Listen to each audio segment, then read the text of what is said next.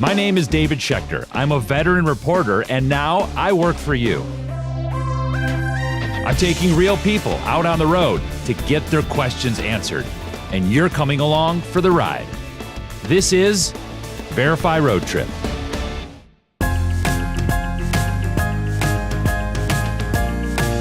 Since 2000, the United States has lost 5 million manufacturing jobs.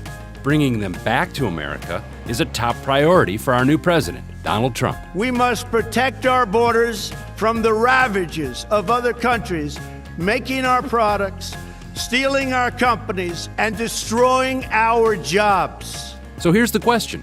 Can America get its jobs back? That's what Teresa Trasfi wants to know. She's a single mother of 4, and she's unemployed. So what does a good American job look like? We took Teresa to Special Products and Manufacturing in Rockwall, Texas to find out. Am I gonna hurt a nail? Not today. Okay, I'm good. Let's get to work. Jacob Miller thinks he's got a pretty good job. They trained him to operate a $500,000 piece of equipment that bends metal to precise measurements. And so this is saving an hour and a half? This is saving an hour and a half. It's gonna take us about a minute and a half. Okay, so you'll go ahead and hit start. Start button right here. You'll lower the punch now, so you wanna slide your part Slide it down. over. See, well, I'm a natural. I told you I got this. So you run your first part. Yay! Congratulations. Thank you. Look at me. Watch me work. You're bending metal. What? I'm not asking exactly what you make, but what could you make? You could make a good salary. You can raise your family, you can pay your bills. You can get up into the 20s and $30 an hour. I got my foot in the door right here, Jacob. You're ready. Woo! Manufacturing used to be the bedrock of our economy, but we've lost so many jobs like this. Where did they go?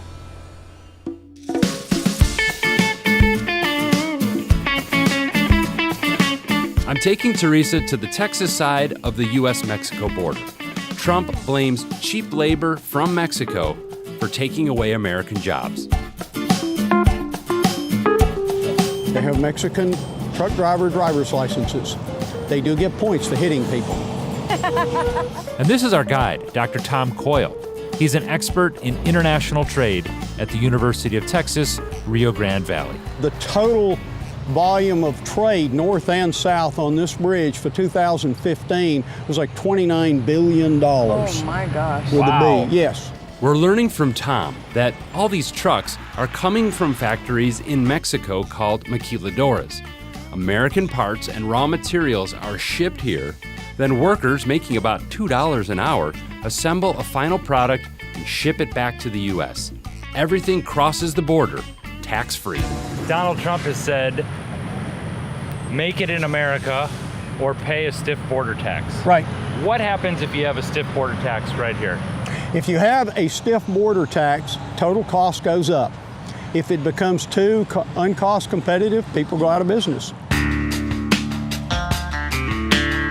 The next morning, we're in Brownsville, Texas, and 5 of us pile into Tom's truck and cross the Rio Grande into Matamoros, Mexico. The road's not nearly as good on this side. The U.S. State Department warns about travel here because of murder and kidnapping by the drug cartels. Teresa doesn't seem worried, but I'm glad Tom's driving. Several of the cartel bosses have been caught. Some have actually been arrested, a lot have been killed. Despite some of the dangers, trade statistics show 2.4 million Mexicans work in maquiladoras. A lot of the factories that are here supply overwhelmingly the U.S. market. Why is this community and the maquilas here, why are they good for America? Are they good for America and why? Okay, are they good for America? Yes, they are, and here's why. Because those companies that left the United States did not wake up one morning and say, you know, we could make a few more dollars if we just packed everything up and went to Mexico. It's you wake up one morning and say, if we don't do something quick, we're going to have to close this factory, period, completely. So for some companies, it's go out of business in the U.S. or make it cheaper in Mexico. Based on what they make here, what would somebody in the United States be making? That would be somewhere between $14 and $20 an hour. So that would be the going rate, but if you were to take it back to the U.S. and do that, they'd be out of business because they wouldn't be able to compete on the world market. Teresa and I are learning that making things in Mexico can be a competitive advantage for American companies. So are you seeing that it makes sense to operate in Mexico? Absolutely. I do. Why does it make sense? It makes sense in regards to America because it's going to keep their costs down.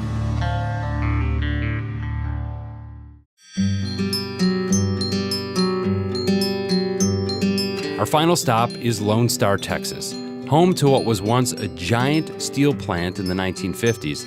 This town has been devastated by layoffs. Tiny Green is the acting president of the local United Steelworkers Union. At the peak of this plant in this town, how many people worked out there? I believe at its highest point, it was roughly 8,000 people. And how many people work out there now? Right now, it's 130 in the plant, roughly. And that's a lot of families that are impacted. Yes. We have people that have had 3, even 4 generations of family members that have worked out here. In the last few years, there's been less demand for the kind of steel they make here, but there's a bigger problem. The U.S. government says China is violating trade rules by dumping cheap steel made with cheap labor into the U.S. market. What do you feel has been the major contributor to those layoffs? We can't compete with 50 cent an hour or 50 cent a day labor in China and no EPA, nothing to regulate them. What's bugging you?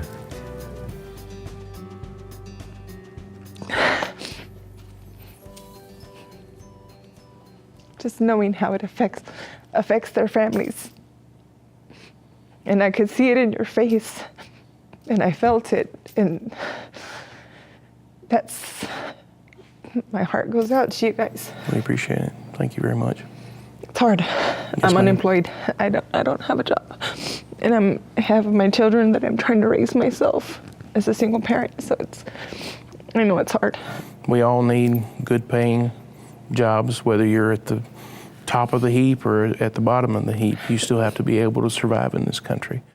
On this road trip, we verified a couple of things. First, in the global economy, the relationship between the U.S. and Mexico can be mutually beneficial. But being part of the global economy can hurt the American worker. We've definitely lost a lot of jobs in this country, and Trump wants to bring them back. That is a great idea, but he makes it sound very simple. He makes it sound too simple, and just by doing this these past few days, there's nothing simple about it. Nothing. You're verifying that we really can't bring our jobs back. Correct. They're not coming back. They're not coming back. Teresa is learning that some companies that make it in America cannot compete because of cheap labor around the world. Until that changes, she doesn't think America can get its jobs back, but she's hopeful we'll create new ones.